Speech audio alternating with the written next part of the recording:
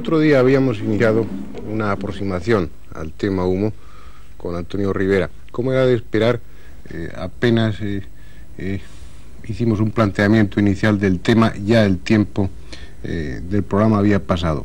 Es un fenómeno, es un conjunto de hechos insólitos en muchos sentidos, inexplicables todavía y que parecen apuntar hacia un origen francamente extraterrestre. Parecen, hay que dejarlo entre comillas, ¿no? Tal vez lo más importante fuera hoy el comentar esos informes que componen cientos de folios que han recibido algunas personas en este país, Antonio Rivera entre ellos, y hablar de esos informes, qué datos técnicos proporcionan, cómo es su planeta según lo que cuentan en sus informes, cuáles son los términos que utilizan en su lenguaje, en qué sentido son parecidos a los nuestros, conocer un poco más en profundidad lo que ellos dicen en torno a su técnica, a su filosofía y a su propio planeta. Hablamos un poco de los informes técnicos, por ejemplo, para empezar, que más te hayan llamado la atención, que sean más interesantes. Bueno, antes de hablar de los informes técnicos, si me permites, solo en 2 minutos, quedó en el programa anterior una cosa en el aire, y nunca mejor dicho, que era la secuela, la continuación del curioso episodio de la Javí, de la casa esta de campo. Sí. Bueno, resulta que, como dije, se localizó efectivamente un robo en el año 1950. Y entre las cosas robadas estaba un contador de electricidad. Pero, siguiendo la investigación policíaca, se llegó a los habitantes de la casa de campo. Estos eran precisamente españoles, braceros de un nivel social muy bajo, y se les localizó viviendo en los alrededores de Cannes, en villas, porque los mitos dijeron en un informe que ellos indemnizarían el robo, porque consideraban una cosa no ética apoderarse de algo que no era suyo. Entonces fue indemnizada. En fin, dicho esto, vamos a pasar a los informes porque realmente hay mucho que decir. Tal vez sea conveniente resumir muy brevemente para los espectadores que no vieran el primer programa que hicimos en torno a humo, que en uno de esos informes ellos hablaban de cuando llegaron por primera vez al planeta Tierra, que fue en una localidad francesa, y que en una finca penetraron, durmieron a sus habitantes, se llevaron una serie de objetos, para ellos todo era nuevo, todo era distinto, y se llevaron pues desde bombillas hasta muestras de excrementos incluso, me parece. De secreción vaginal y salival, sí, de los seres humanos. Y algo muy chocante, que es el contador de la luz. Al cabo de los años se ha investigado, como decía Antonio Rivera, y se ha podido comprobar que esos hechos fueron reales. Sí, que este robo se cometió, efectivamente. Y los habitantes de la casa, repito, estaban viviendo en villas a nivel ouvriers, o sea, obrero acomodado en los alrededores de Cannes, lo cual no deja de ser sorprendente. Vamos con los informes. ¿Qué informes te parecen a ti más interesantes? No, es que ahora yo quería leer solamente un párrafo del informe precisamente de su llegada, para que oigamos un poco la prosa de estos señores, A las 4 horas 17 minutos 3 segundos, tiempo medio de Greenwich, del día terrestre 28 de marzo de 1950, una Wawolea Weba OM, astronave lenticuforme, establecía contacto con la litosfera de Tierra por primera vez en la historia. El descenso se produjo en una zona definida del departamento de Bajos Alpes, a unos 8.000 metros de distancia del pueblo de la Javí, Francia. Y luego siguen en este informe dando unos datos astrofísicos sobre su planeta, muy interesantes. Entre ellos dicen que el planeta es un elipsoide de revolución, cuyos radios son serán los radios del planeta, un planeta tipo Tierra, muy parecido al nuestro, con un solo continente, el resto del planeta es océano, y que gira en torno a una estrella que ellos llaman Yuma, y que provisionalmente se puede identificar con la estrella Wolf 324 de nuestros catálogos estelares. Y según lo que ellos cuentan en sus informes, ya que hemos empezado por esa descripción de su planeta, ¿hasta qué punto han alcanzado un nivel técnico muy superior al nuestro? ¿Cuáles son sus planteamientos filosóficos, religiosos, morales? ¿Creen en Dios, no creen en Dios? Cuéntanos un poco qué es lo que dicen ellos. Sí, a través de sus informes, en los que describen su civilización, podemos ver que se trata de una civilización altamente tecnológica, que curiosamente no se basa en la rueda como la tecnología terrestre está basada sobre todo en la rueda. No, ellos no conocen la rueda, pero o sea que tienen unos puntos de partida distintos al nuestro. En cuanto a la organización social, y Perdón por el tono un poco incoherente que tiene esta charla, pero es que trato de decir muchas cosas en poco tiempo y es muy difícil resumir. Harían falta no un programa, sino 20 para explicar con cierta extensión lo de Humo. Su organización social está regida por las computadoras. Me comentaban hace poco, precisamente aquí mismo, que esto recuerda mucho El mundo feliz de Huxley, y diré que sí, efectivamente lo recuerda. Por ejemplo, incluso los matrimonios se conciertan a través de computadoras.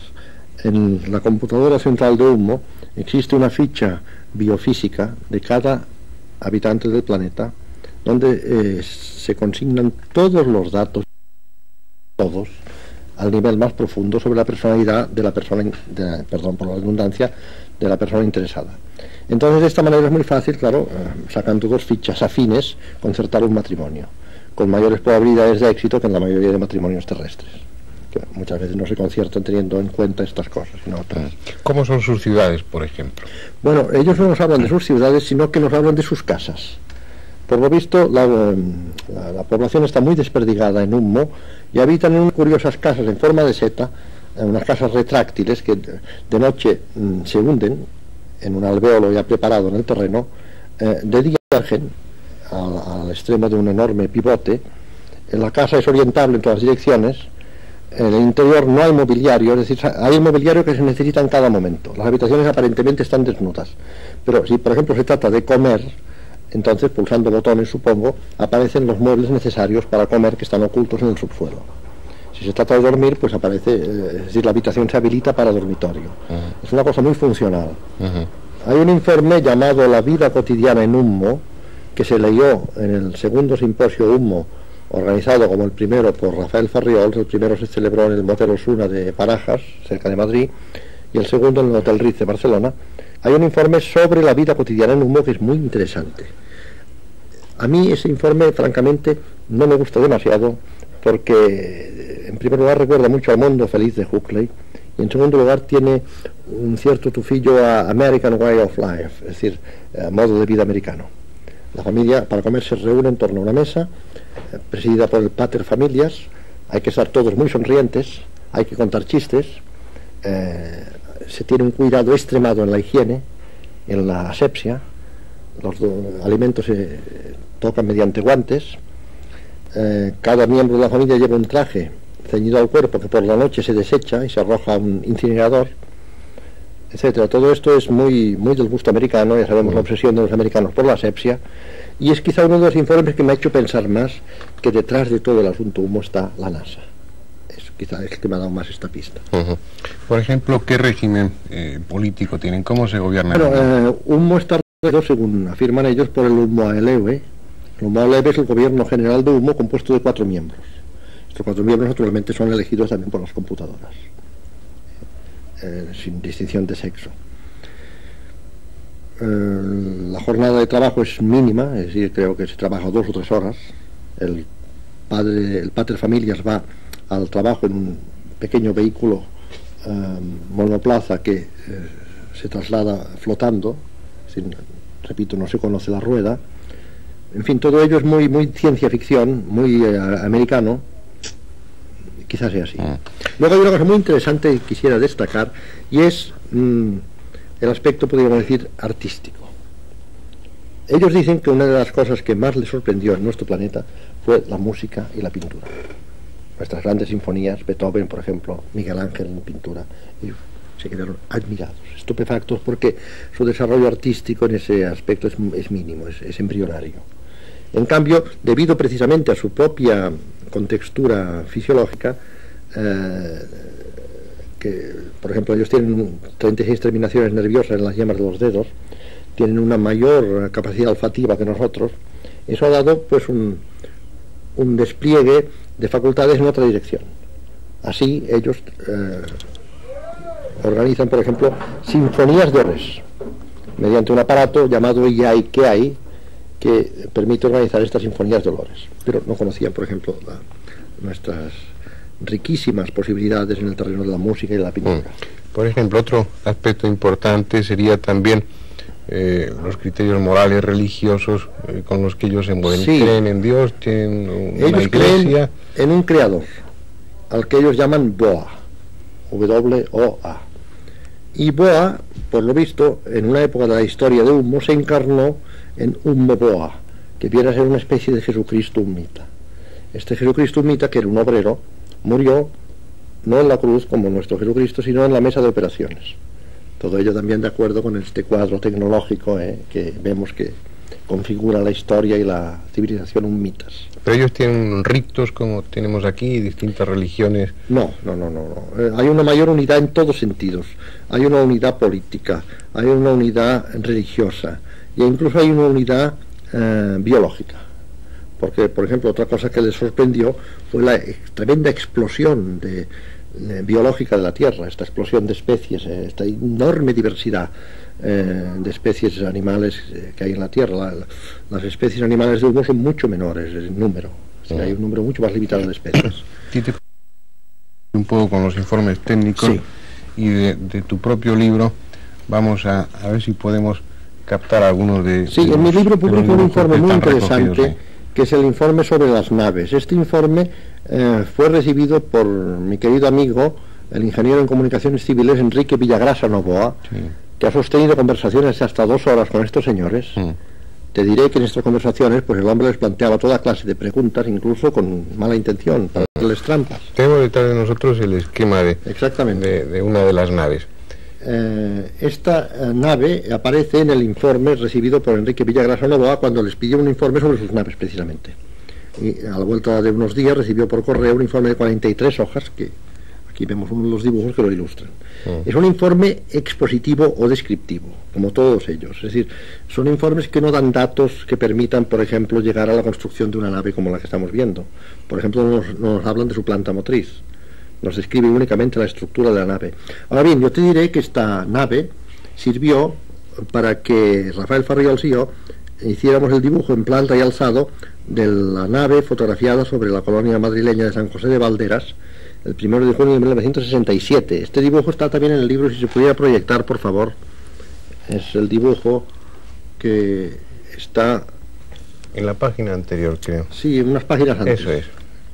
Unas páginas antes está el dibujo de la nave de San José de Valderas en planta y alzado, exactamente este mismo. Y debo decir aquí que es exactamente el mismo tipo de nave que aparece en el informe UNMITA, lo cual no deja de ser sorprendente. O sea que para hacer este dibujo nos valimos simplemente del dibujo que hemos visto con anterioridad. Entonces, en este informe sobre las naves nos describen cómo son sus Uabolea, Ueva, Uem. Porque ellos, y esto ahora quiero señalarlo, es muy importante, en sus informes emplean sus propios términos, que han permitido a 2 estudiosos, a la señora Ana Franz de Penelas por una parte, y posteriormente al investigador sevillano Antonio Moya Cerpa, hacer sendos vocabularios de términos UNMITAS, términos que aparecen en los informes. De esto hablaremos más adelante al referirnos al idioma, a los fonemas. A los fonemas. Exactamente. Eso, por ejemplo, que tenemos... Bueno, aquí tenemos ahora algo muy interesante para explicar una cosa que los ufólogos, que nos trae de cabeza a los ufólogos, que son los viajes en ángulo recto, por ejemplo, de los ovnis. Aquí nos explican perfectamente. Tenemos un viraje en ángulo recto, en ángulo de 90 grados, y estos virajes son posibles porque durante el momento en que la nave está, es decir, llega al extremo de la línea recta primera, pasa a otra dimensión, hay un cambio de marco dimensional, y el viraje en forma de bucle se efectúa fuera de esta dimensión para reanudarse luego en nuestra dimensión normal, euclídea. Claro, esto es una cosa un poco extraña para nosotros, pero está en relación con un informe también recibido por Enrique Villagrasa Novoa, que es el de los Ibozou. Este informe para mí es el más importante de todos cuantos han enviado los UNMITAS, puesto que nos expone las bases de una nueva física. Es un informe que habla de su concepto de espacio. Según ellos, el espacio está compuesto de infinidad de Ibozou. Los Ibozou son 3 ejes orientables en todas direcciones. Según su orientación, pues nos dan la sensación de masa o de energía, etc. Y en este informe, estoy resumiendo de una manera muy burda y muy apresurada, nos dicen, por ejemplo, que nuestro concepto de espacio es primario e infantil. Nosotros creemos, por ejemplo, que la distancia más corta de todos los puntos es la línea recta. Esto es cierto en el espacio euclídeo de 3 dimensiones. Pero el espacio real no es el espacio euclídeo de 3 dimensiones, sino que es el espacio de los Hipou. Entonces, esto les ha permitido, por ejemplo, hacer algo que para nosotros es pura magia, que es venir de una estrella que para nosotros está a más de 14 años luz en 9 meses, por ejemplo. ¿Cómo han logrado esto? Simplemente saliéndose del espacio que nosotros consideramos normal y pasar a lo que ellos llaman el hiperespacio. Y por ese espacio, que es, como podríamos decir, el envés del espacio normal, a través de este atajo cósmico, entonces el viaje se acorta mucho. Sí, estoy escribiendo esto de una manera muy apresurada, repito, y muy burda. ¿Cuáles eran las motivaciones por las que ellos han venido a la Tierra? Bueno, según parece, ellos se enteraron de la existencia de nuestro planeta, y conste que estoy hablando siempre en tercera persona, estoy diciendo lo que dicen ellos, luego digo lo que digo yo, al final, si me permites, diré mis propias conclusiones.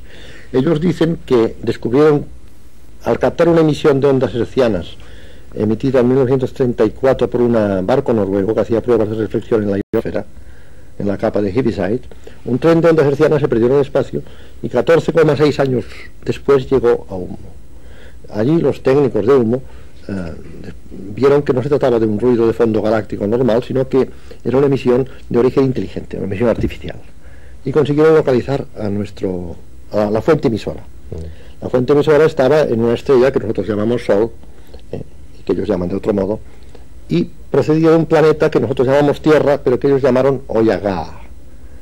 Y entonces fue cuando se decidió organizar la primera IAIUNISA, o sea, expedición al planeta Tierra. Esta expedición, como sabemos, y según dicen ellos, llegó a los Bajos Alpes franceses el 28 de marzo de 1950. Y su estancia aquí, desde entonces, tiene por fin estudiar nuestra civilización, única y exclusivamente.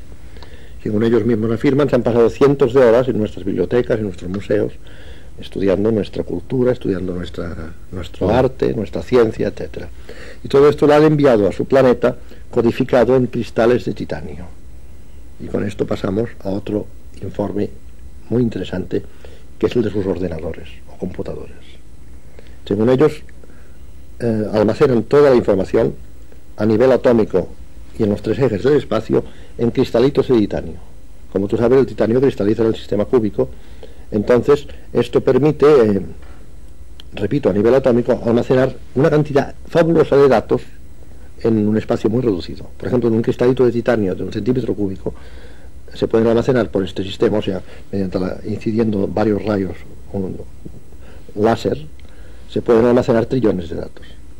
Ahora, lo curioso es, y esto lo recojo en mi libro, que 2 investigadores terrestres norteamericanos, por más señas, han patentado un sistema de almacenamiento de datos en cristales, creo, de boro, no recuerdo exactamente, basado precisamente, en mi opinión, en el informe de Humo. No es la primera vez que estos informes de Humo han dado un resultado práctico incluso ya tal vez convenga sacarlo a colación. En uno de esos informes ellos no conocen o no han utilizado la rueda en su desarrollo técnico, como tú decías. Entonces, al pedírseles pruebas de algún tipo, ellos enviaron los datos técnicos para la construcción de un aparato grabador y reproductor de sonido sin piezas móviles. Exactamente. ¿Qué pasó con aquel informe? ¿Lo llevasteis hasta sus últimas consecuencias? Bueno, este informe, según Rafael Farriols, que lo ha sometido al estudio de unos ingenieros de sonido acústicos, el aparato en cuestión es realizable, es factible, aunque su precio de costo sería muy elevado. No sabemos si resultaría rentable, pero se puede. El principio en que se basa es correcto. Y esta es una de esas paradojas. Si se plantea la hipótesis de que todo esto puede ser una colosal broma, que eso ya está descartado, o al menos un sondeo sociológico del comportamiento de un grupo muestra frente a un fenómeno de este tipo, ¿cómo incluir ahí unos datos técnicos muy concretos, auténticos inventos?